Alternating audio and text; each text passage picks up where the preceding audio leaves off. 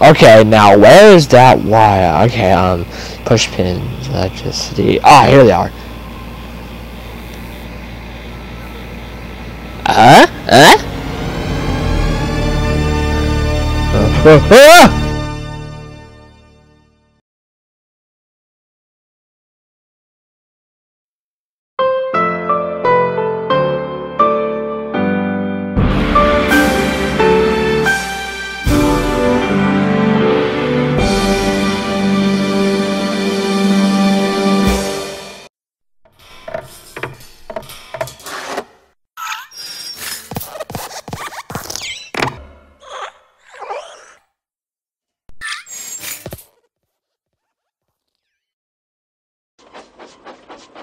There's a line to a quarry at the end of Thomas's branch. It goes for some distance along the road.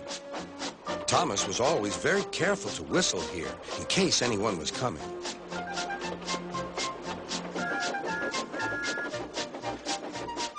Early one morning, a large policeman was sitting close to the line. Thomas liked policemen. He had been a great friend of the officer who had just retired. Beep, beep, he whistled. Good morning. Thomas expected that the new officer would be friendly too, but he was sorry to see that he didn't look friendly at all. He was red in the face and very cross. Disgraceful, he spluttered. I didn't sleep a wink last night. It was so quiet, and now engines come whistling suddenly behind me. I'm sorry, sir, said Thomas. I only said good morning. The policeman pointed to Thomas. Where's your cow catcher? He asked. But I don't catch cows, sir. Don't be funny, snapped the policeman. He looked at Thomas's wheels. No side plates either. And he wrote in his notebook. Engines going on public roads must have their wheels covered and a cow catcher in front to protect people and animals from being dragged under the wheels if they stray onto the line. You haven't, so you are dangerous. Rubbish, said Thomas's driver. We've been along here hundreds of times and never had an accident. That makes it worse, the policeman answered. He wrote regular lawbreaker in his book. Thomas puffed sadly away.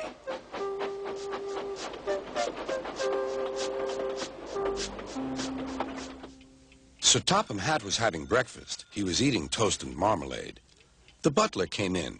Excuse me, sir. You're wanted on the telephone. Bother that telephone, said Sir Topham Hatt.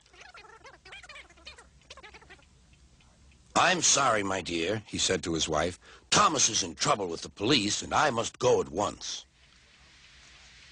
At the station, Thomas's driver told Sir Topham Hatt what had happened.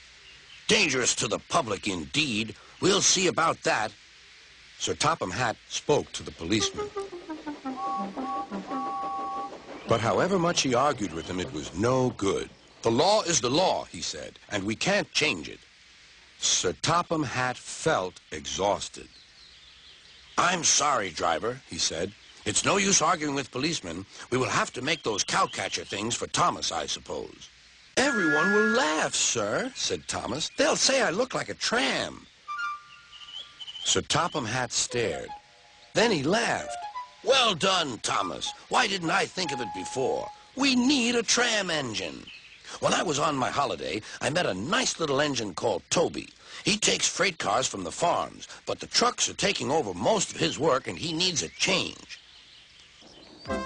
He has cow catchers and side plates. I'll write to his superintendent at once.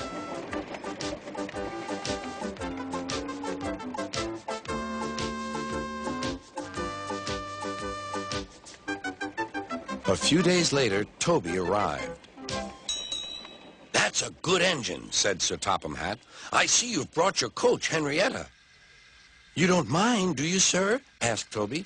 The station master wanted to use her as a hen house, and that would never do. No, indeed, said Sir Topham Hatt. We couldn't allow that.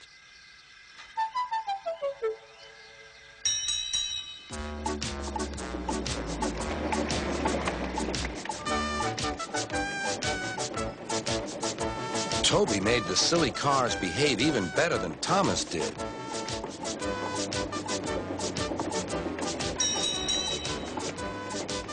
Hey, you!